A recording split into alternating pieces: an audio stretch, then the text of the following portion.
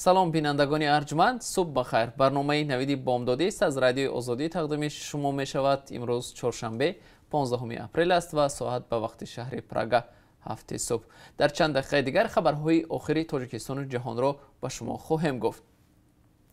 یک وکیل بلندپایه آمریکا گفته است از اکریدیتاسیا نکردن چند از خبرنگاران رادیو آزادی در تاجیکستان ناامید شده است. جیم ریچ، رئیس کمیته روابط خارجی سنات آمریکا، روز 13 اپریل در صحیفه این کمیته در شبکه اجتماعی توییتر نوشته است تاجیکستان باید عهدهداری‌های بین‌المللی خود و وظیفه‌های کانستیتوسیونیش در نزد مطبوعات آزاد را اجرا کند و به تمام کارمندان رادیو آزادی اکریدیتاسیا بدهد تا آنها توانند آزاد و امن فعالیت کنند.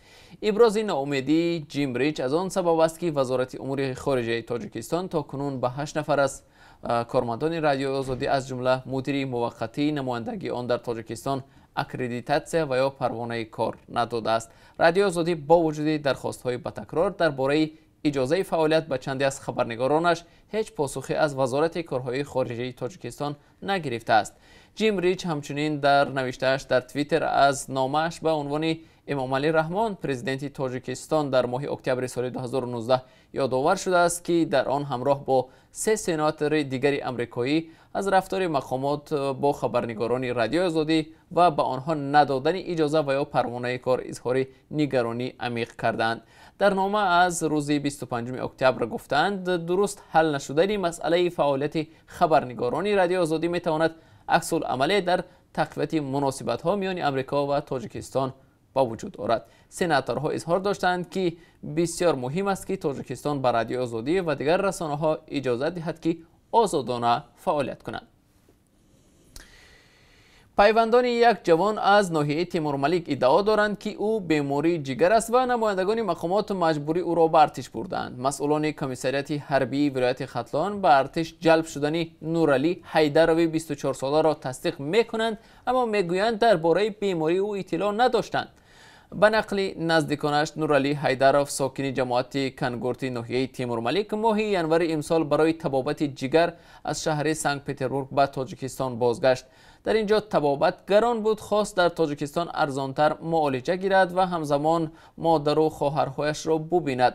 روز 9 اپریل کارمندان جماعت و کمیساریات حربی ناحیه تیمورملیک او را از خانه با ماشین بردند. شوهرم واقعا مریض است و جگرش درد می کند، گفت گلماه یوسفا و همسر نورعلی حیدروف که حالا با یک کودک در روسیه درمانده است. خانواده نورعلی حیدروف سندهای بیماری او را در اختیار رادیو آزادی گذاشتند که مرکزی الفامید شهر سنت پتربورگ داده است.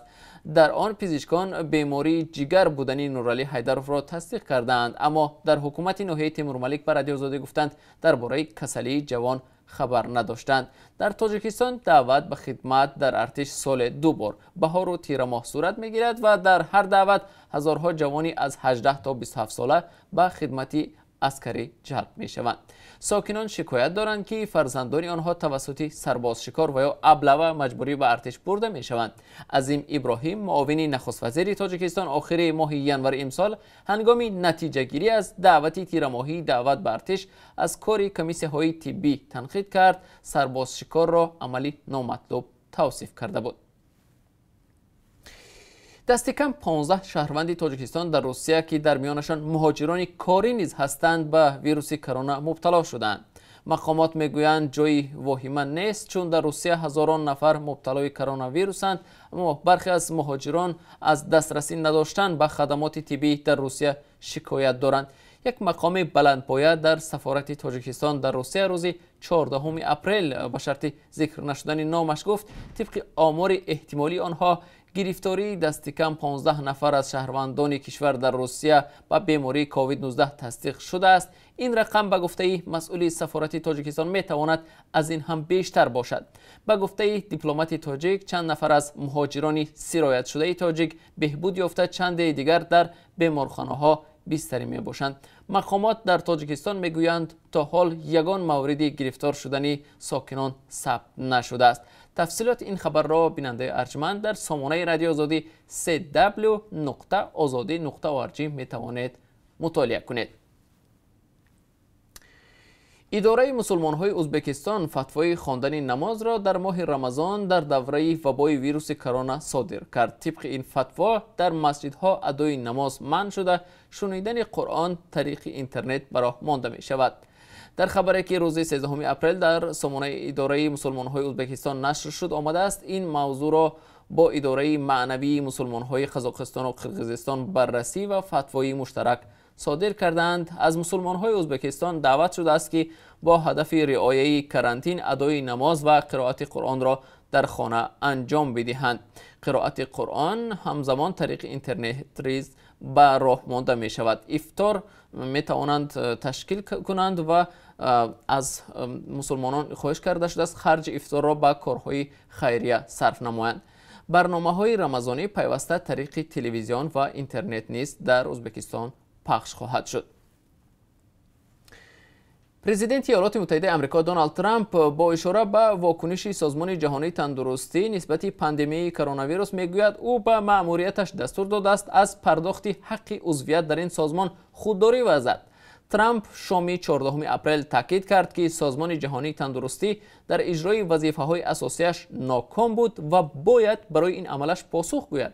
به قول دونالد ترامپ ایالات متحده آمریکا در دوام 60 تا 90 روز سپردن حق عضویت را متوقف نموده نقش سازمان جهانی تندرستی را بررسی می‌کند. به قول ترامپ اگر سازمان جهانی تندرستی که مؤسسه سازمان ملل متحد می باشد سرایت بیماری در چین را سری وقت تحقیق می‌کرد احتمال سرایت آن متوقف می‌شد و حیات انسان‌ها نجات می‌یافت. پاندمی کرونا ویروس که انگیزنده بیماری کووید 19 می باشد سال گذشته در چین ظهور نموده است. دبیر کلی سازمان ملل متحد آنتونیو گوترش در جواب گفت حالا زمان نیست که ذخیره‌های سازمان جهانی تندرستی و یا مؤسسه دیگری که با کرونا ویروس مبارزه می‌برد کاهش داده شود. در اظهارات گوترش دعوت کرده است که جامعه جهانی وحدت را حفظ نموده همراه بر ضد کرونا ویروس و پیامد تکان دهنده آن مبارزه برند. 14 اپریل در ایالات متحده آمریکا اظهارات پخش شد که در 24 ساعت اخیر 2228 نفر به هلاکت رسیدند.